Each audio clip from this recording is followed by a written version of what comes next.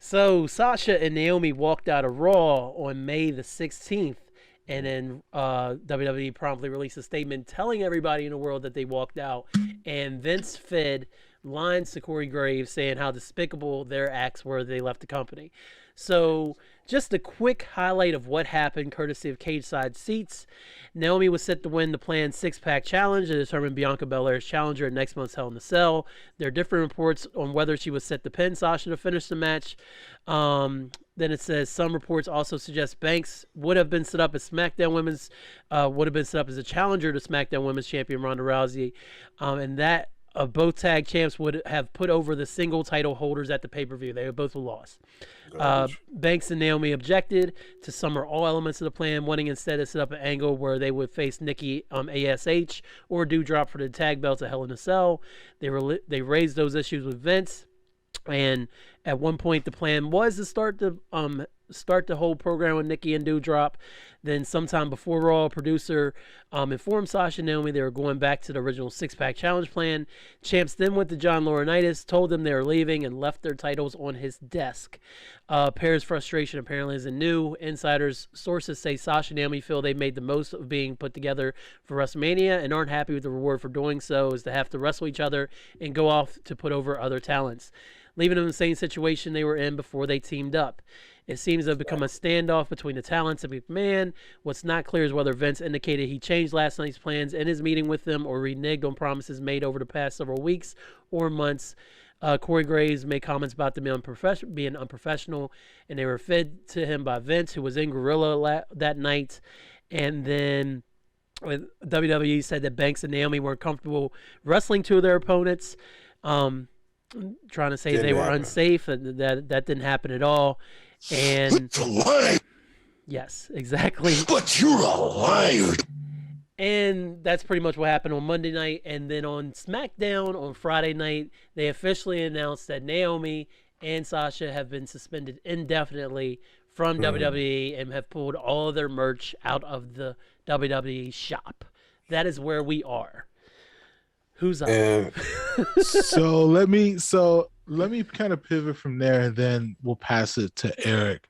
So the reason I wanted to really kind of get you guys on the call for this is because I feel like this is one of the most important kind of moments in the history of WWE.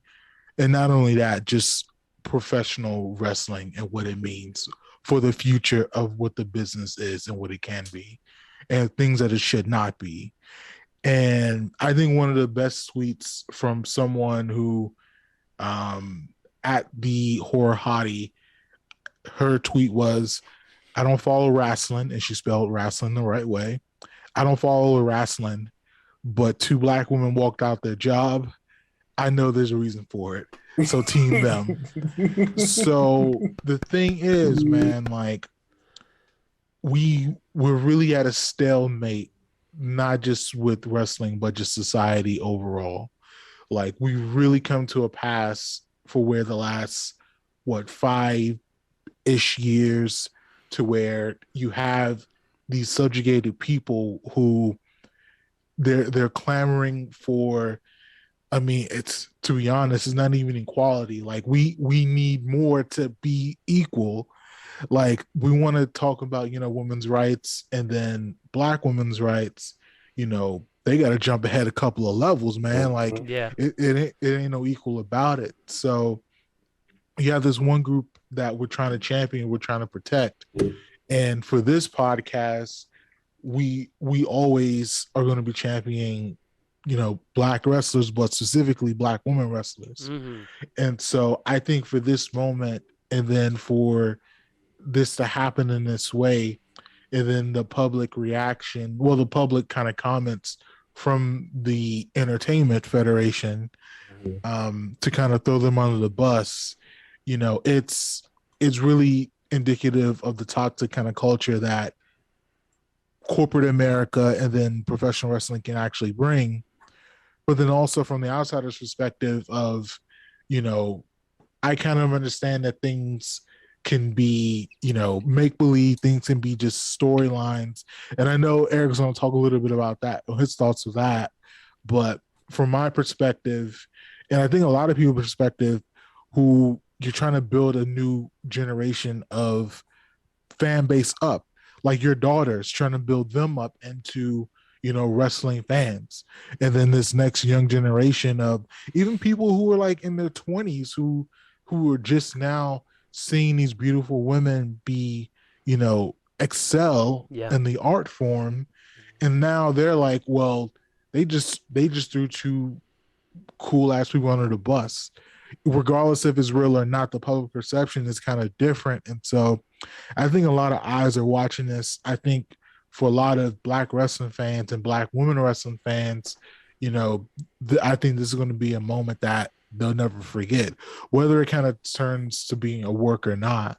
But that's why I wanted to have you guys on, because I think this is going to be kind of the line in the sand, so to speak, to where are we going to go this way? Or are we going to go in a better way to treat these women wrestlers, and particularly these Black women wrestlers? For sure. And I know that, when it first happened, it was because, all right, I've been watching this shit for quite a while. And every time you get words like indefinitely or leg injury, shit like that, there's always some kind of indicator that shit is a work. You know what I mean? Like there's always like specific wording, but especially like the stuff that we got in that first of all, that press release, the things that was being said about them. I don't know, I was half expecting that because again, I'm thinking shit is a work. And so, like that's, if something is a work, they are gonna, because if McMahon is setting this up, right? And listen, if they do it, it's $1 billion. You know what I'm saying? Like to the point where angle. if it Huge wasn't, money angle. if it wasn't a work at first, it damn well better be right now, because you're leaving a lot of money on the table by not going through with that. Because as we talk about how special these Black women athletes are, they're also very fucking profitable. And so someone finally told white people that, and they're wondering like all the things that their sassy nanny said, or the Black lady at work, wanting to call her girlfriend and shit. Like a lot of like the sisters are in vogue, and it's like about goddamn time. Right. So if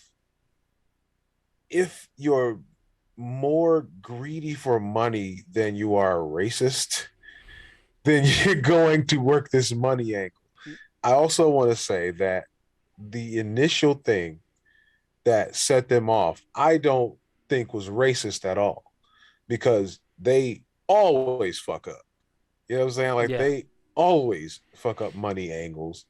And I don't think that the initial action of, the initial booking, I don't think was meant to be racist. It was everybody's reaction to the shit, because it's like niggas didn't. I mean, I guess there's a couple of people who was like, I mean, Hyphen talks about how he was like really upset with Punk, for walking out. But then you hear Punk say, "Hey man, it was either that or I was probably gonna jump off of something." Right. And for you, to be able to put that in that And he's perspective, literally like working in pain. them niggas Obviously. made CM Punk hate wrestling. He For was a 7 fucking backyard years. wrestler, dog. Like Right. the nigga was a backyard wrestler, They bro. broke him.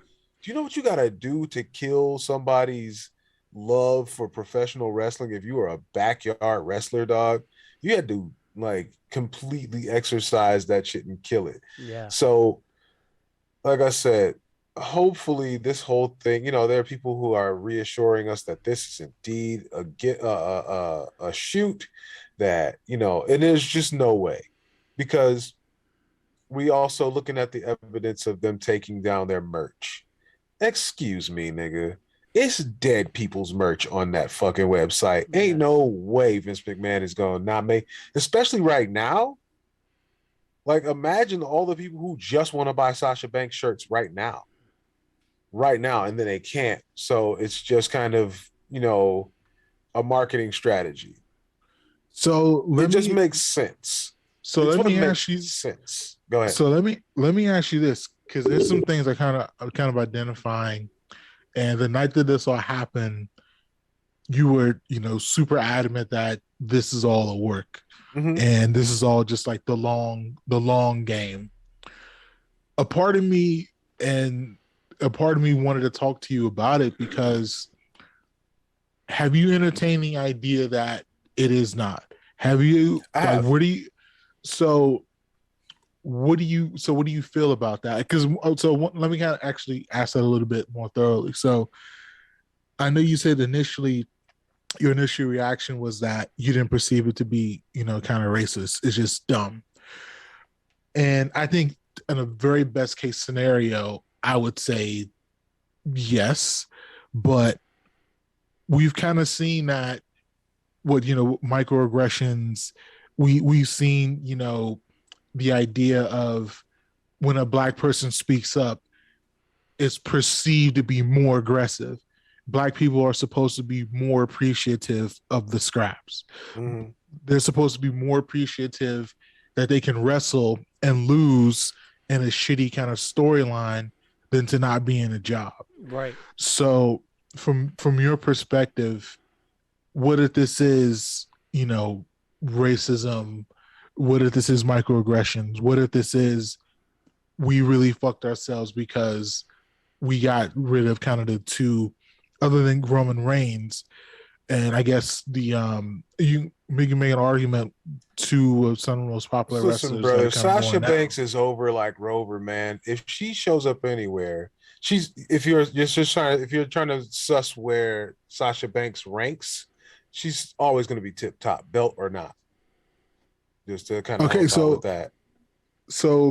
from your perspective though, like what does that change with you that In the event if that this it's if real. this yeah. Oh yeah. So again, like I don't believe the initial shit was racist. I do believe the reaction was Oh, very racist. it's been I do believe very that the reaction targeted. from like everybody else was very super racist.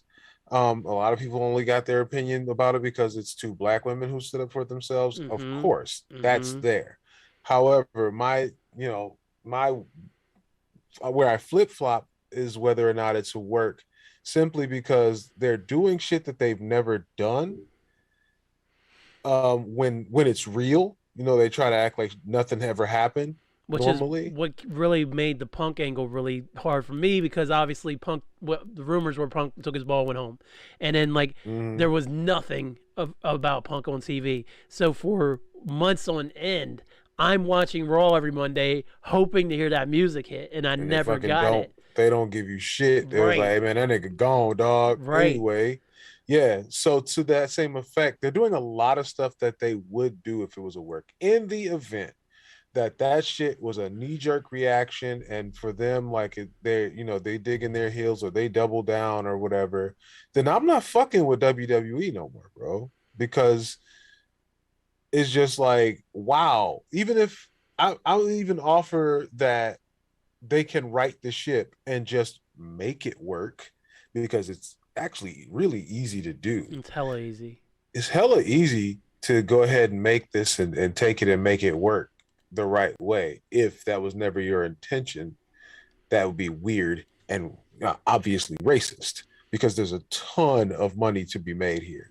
And anytime somebody would rather be racist than rich, I'm like, oh no, you racist, nigga. Like, so yeah, to I guess kind of put it into a little nutshell here.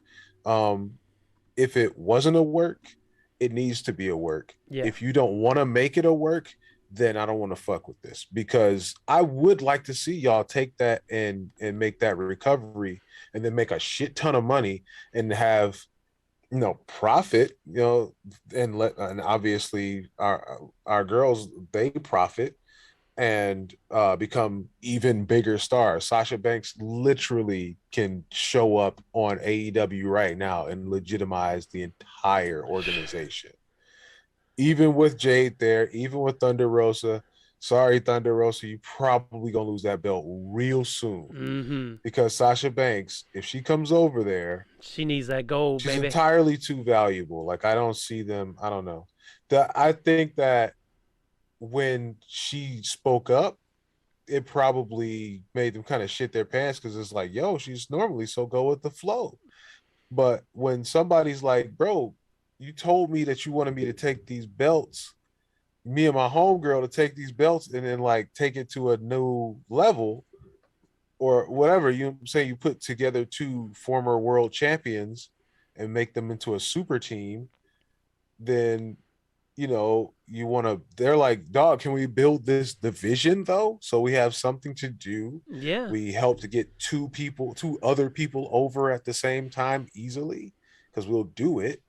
But yeah, if you're not willing to make the money, then yeah, I can be done with it, quite honestly. So Kellen, let me ask you. I know we talked a little bit about your feelings with CM Punk, and then the inevitable letdown when it was a shoot and it was not a work. Right. If I got those wrestling terms right. You got it. Nailed it. So what are your kind of thoughts on this sort of scenario to where we have these two incredibly popular athletes that, we kind of seen that the reaction, the causality, like the backlash, it stinks to high heaven. But now we're kind of, let's say we're 3 months away. We're 3 months in the future, and they're still not back yet.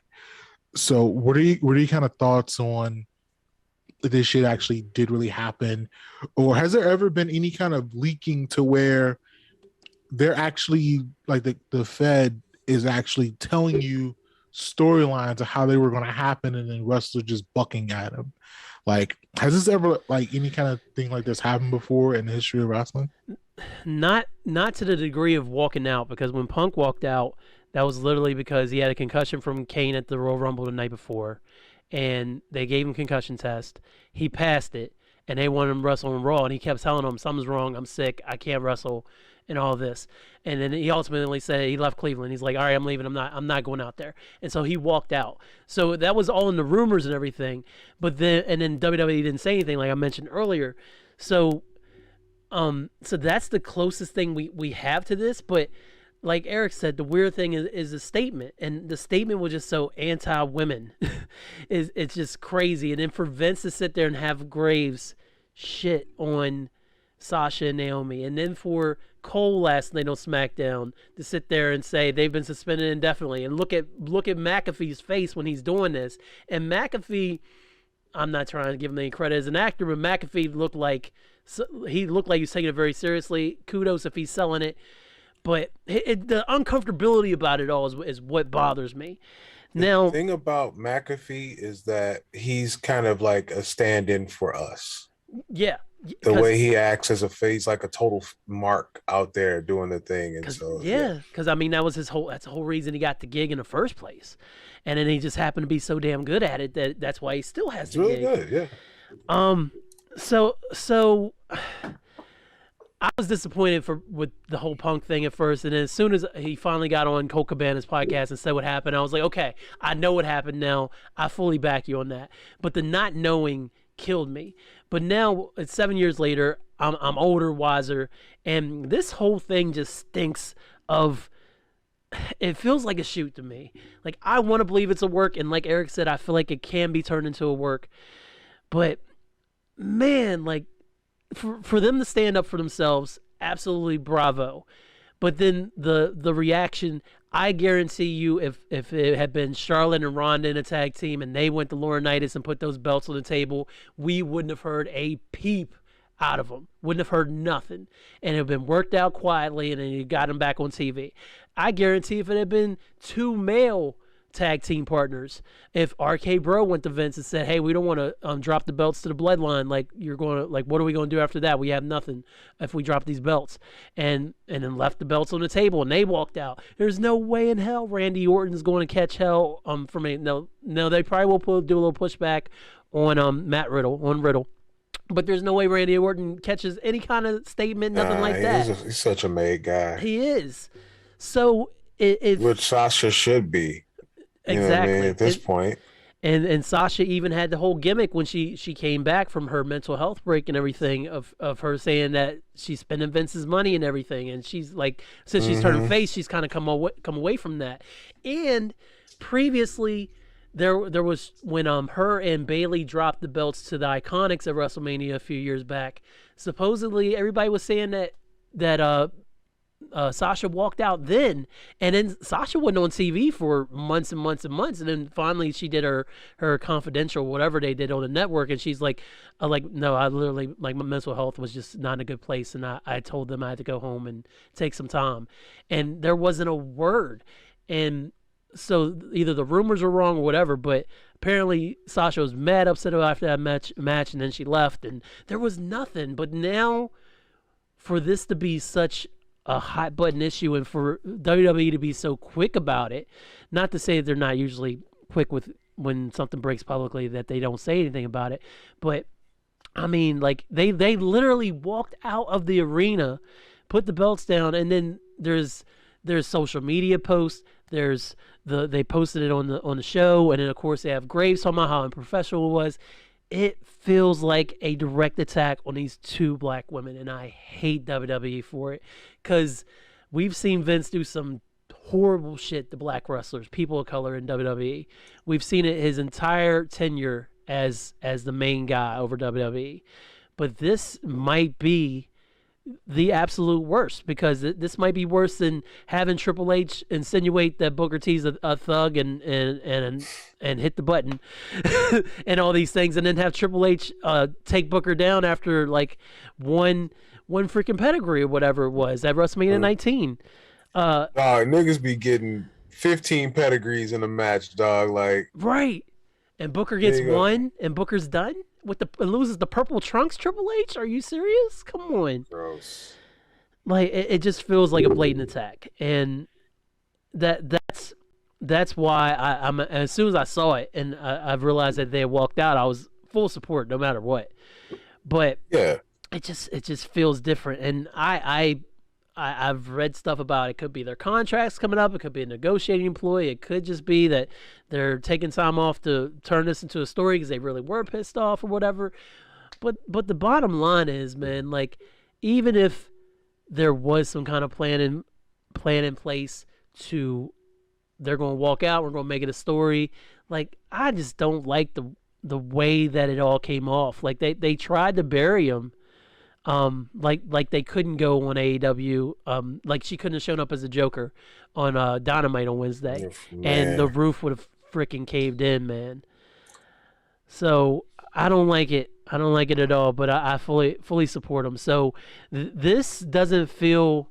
I don't need to know. I don't need to have answers as immediate as I did with Punk. Like Punk was my everything when he left. And literally that was like the only thing that I was watching on Raw that I really enjoyed was Punk.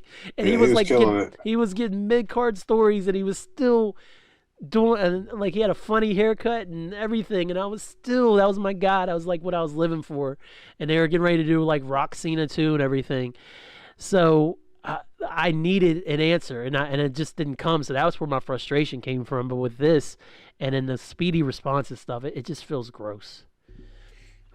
So, Eric, from your perspective, where is there to kind of go now? So, from if I'm just like an average wrestling fan, am I just supposed to just kind of eat it, or what am I supposed to feel from this whole kind of this incident? I mean, you do what you want.